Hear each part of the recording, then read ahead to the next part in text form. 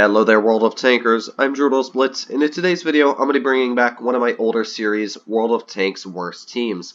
Now, the way this works is I'm going to be showing you guys 3 or 4 replays of the worst possible teams I could find that you guys submitted to me, and some of my personal games as well. And you guys can decide in the comments down below, and as well, I'm going to have a little poll that pops up. You can vote which team you think sucked the most and just absolutely was awful. So that's sort of the premise of this series. And of course, if you guys want to have your own replays submitted, I didn't have a crazy amount submitted this month just because I've been trying to bring it back. But hopefully you guys, if you want to submit your terrible replays, make sure to join the Discord and subscribe to my channel. And hopefully your replays will be popping up in the next Worst Teams episode. But other than that, guys, I hope you all enjoyed this video, and let's get straight into the replays.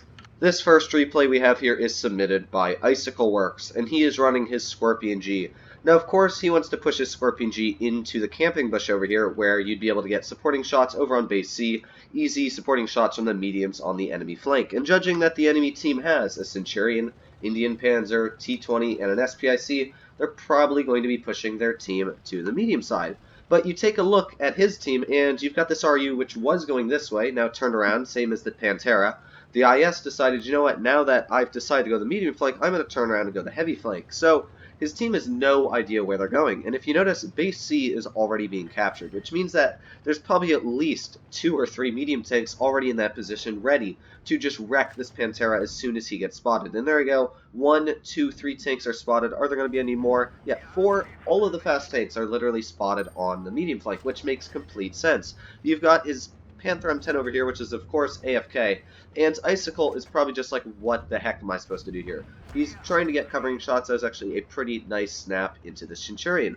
Now, if I pause this really quick and you take a look on the heavy side, what's happened here is the enemy team actually wasn't super good on the heavy side when I watched over this replay. That T-32 way over-aggressed into the heavy side, and I think he only got out like 500 or 600 damage for the whole game, and he got eliminated really, really quickly. And what really messed the team up, or the friendly team should I say, is they had no coordination. There was no speaking in the chat except for, of course, Icicle here, who was like, what the heck are you guys doing? And right now, he's just getting a nice HE into this SPIC, and he's like, okay, I need to get out of here. And if you guys have ever watched my Why You Lose video, it's always because the medium flank wins the medium flank. Even with the heavy tank hit point increase, if your heavy tanks don't know what to do, you're probably going to lose the game. Of course, all our team had to do here, or should I say Icicle's team, is they had the advantage on the heavy tank side. Even with the RU-251 pushing there, they had the hit point advantage. They had a VK-168, which isn't a great tank. It does have a huge amount of hit points now. They had a T-29. They also had an IS. They had the RU over there. They could have easily just steamrolled right through the heavy side, especially because that T-32 just completely pushed way too far and got himself killed. But the friendly team decided, you know what, we're not going to do that. We're just going to sit here. We're going to be absolutely useless, and we're all going to die. So now that the enemy medium flank has completely killed half of the team, and here goes the Scorpion. There wasn't much he could do. He tried to get away, and he did get away from the mediums, but then he got circled by the other tanks. So these guys over here, there's nobody in front of them, as you can see. They already killed those guys. If they had easily pushed on these guys at the beginning, they're pretty much all full hit points. They could have easily, even after the medium tanks won that flank, probably turned around and dealt with them. But unfortunately, they didn't. They just sort of sat here. And of course, as well, you can see the mediums got the bases. And of course, I don't know how that's possible, but the heavy tanks actually managed to capture base A. Even though you have a VK-168, which is, of course, way heavier than any of the other tanks in the enemy team, could have easily side-scraped it up and stop people from getting into base A. Somehow, the enemy team still managed to capture base A. And, well, as you can see, this is not going to be a victory. It's going to be a very, very bad defeat at that. So, a lot of terrible teamwork here. There was no coordination on where to push. Of course, anybody that runs a VK-168 probably doesn't know a crazy ton about the game because it's an awful tank in general. But as you can see, we got the Scorpion here. He did the best on the team. He didn't live the longest, but he still did the best. Of course, the Panther M10 was AFK, so that was already a 0. The Pantera didn't know what he was doing, pushed against the mediums, and just got completely obliterated. And the RU, well, of course, if an RU pushes heavy flank, you're obviously going to lose. They could have easily won the medium flank. If their medium tanks just pushed the medium side, had the Scorpion G covering them, if they had tried to push over onto them, the Scorpion G would have stopped that immediately. So it's a very easy win if you think about it. It's just so bad coordination and teamwork, which caused this one to get into my World of Tanks Worst Teams episode. So as I said in the beginning of this video, unfortunately I only got one replay that I actually really liked that I put in this video. The other ones were good. I just felt that these terrible games I had were a little bit better. So of course make sure to submit your replays, so hopefully I'm not going to have to put any of my replays in the next video. So as I said, make sure to join the Discord and post your replays there, and make sure to subscribe. But you can see here I'm running my IS-4, and in fact I played this game this morning. I was just like, okay, I want to play my IS-4. It's got a massive amount of hit points now. I haven't pulled it out in a while, so I'm going to do a couple games in it. And this was the first game I played today. And I actually expected us to easily steamroll this game. If you immediately notice, I'm going to wait until I get out of sniper mode here, but you can see that I've pushed my tank in a very aggressive position, which makes sense. An IS-4 is a hull-down tank. Hide the lower plate, use your turret, you're going to bounce 99% of the shells coming at you. What you don't expect is your T-92E1 to be going in a hull-down position in a light tank against vehicles like the Kampfpanzer. The M103 is going to push over. You got the Fe-4-202, two very deadly tank destroyers that are in the back with like 5,000 combined damage per minute, and you're a dinky little light tank that now has like less than 2,000 damage per minute. You're not going to do that well, and of course he's already lost pretty much 1,000 hit points. And as well, we have another T-92 on the team that's pushed over to the heavy flank. Now, I'm not sure why they did that.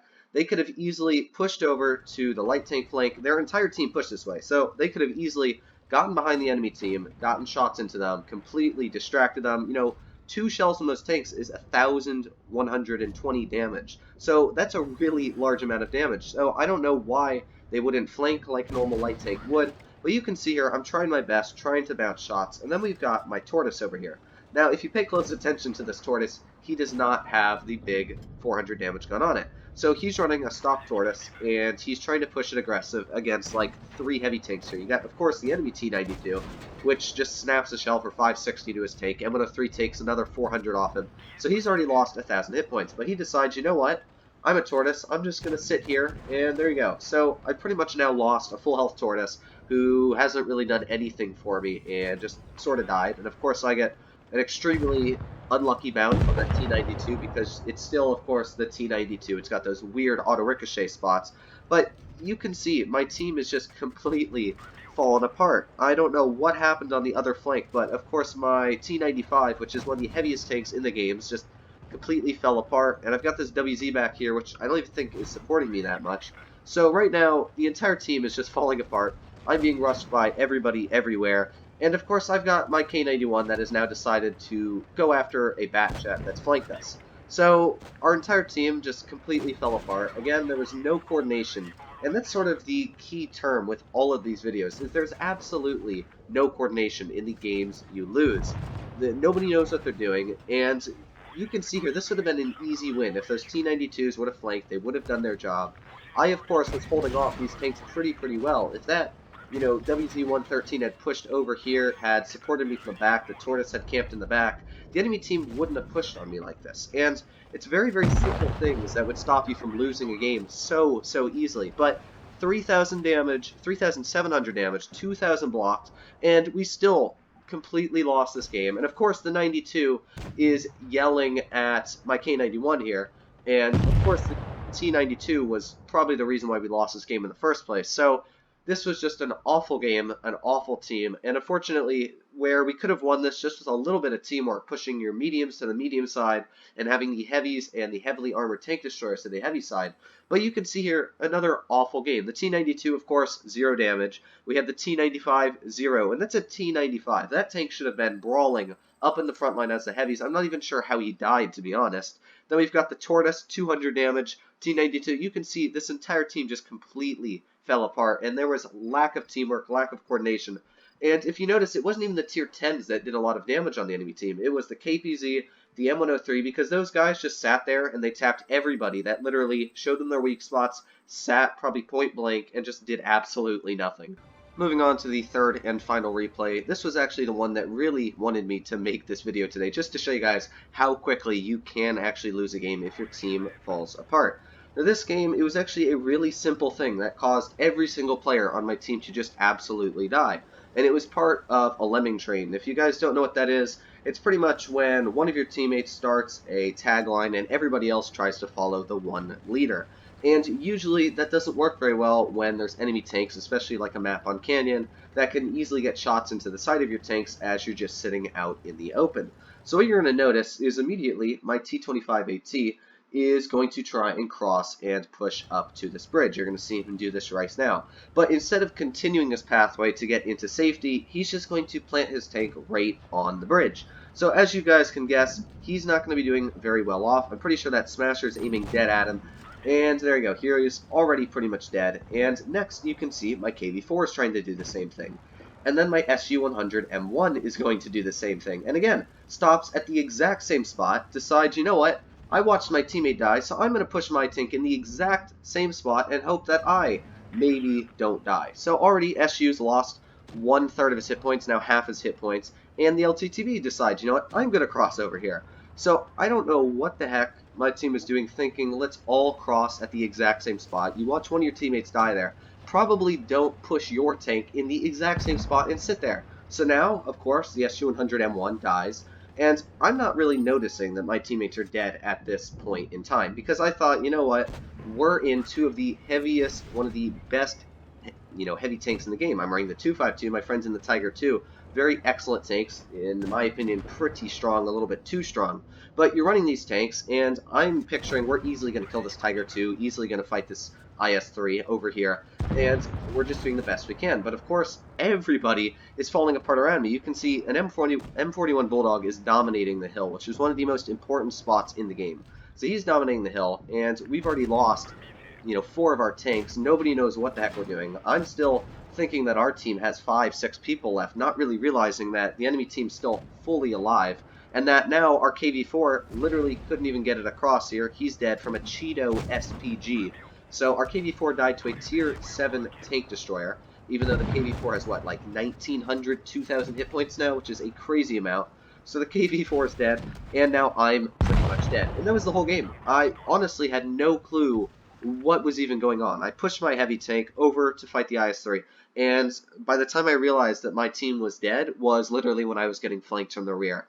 And as you can see from the lineup here, 3 big fat zeros. The T-23-3 did 0, literally got 6 experience. Our T-25AT did 0, didn't even fire a shot, 0 experience. And the SU-100M1 somehow managed to do lower on the chart than my T-25AT. So right there we had terrible teammates. The LTTB, again, terrible. And this was just an awful game in general. You can see literally the Tier 7 tank destroyer was able to kill our full health KV-4, take out 4 teammates by literally being aggressive, which is insane just how bad our team really was. It wasn't even their heavy tanks and their big bad boys that did a lot of damage. You can see Tiger 2, Ferdinand, and the Smasher didn't even do a crazy amount of damage. It was an M41 Bulldog, an IS-3, and a Cheeto SPG. And I just find it crazy that our team did so terrible against easy tanks, in my opinion, to really take out if you know what the heck you're doing. And again, there was absolutely no coordination in this game. The team had no clue what the heck they were doing. When you see one teammate go to a spot and he gets hit, why would you pull out in the exact same spot and literally sit there?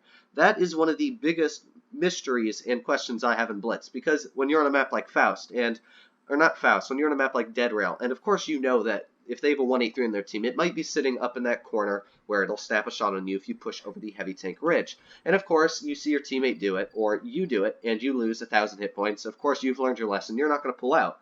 But 10 seconds later, you see your teammate who watched you literally lose the hit points, and he'll drive up the exact same ridge and lose another 1,000 hit points. So those are the kind of people I don't understand, or even the people that get hit themselves, then pull literally back out again after they've been hit. Those are some of the biggest questions I have in Blitz, that I don't even understand how people think in the game and have brain cells when you can literally get shot and pull out in the exact same spot and not expect to be hit again.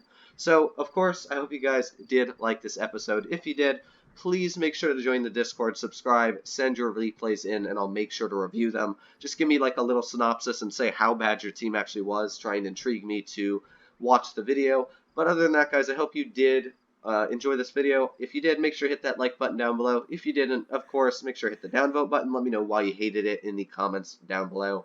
But other than that, guys, I hope you're all happy and healthy out there, and I'll see you in the next one.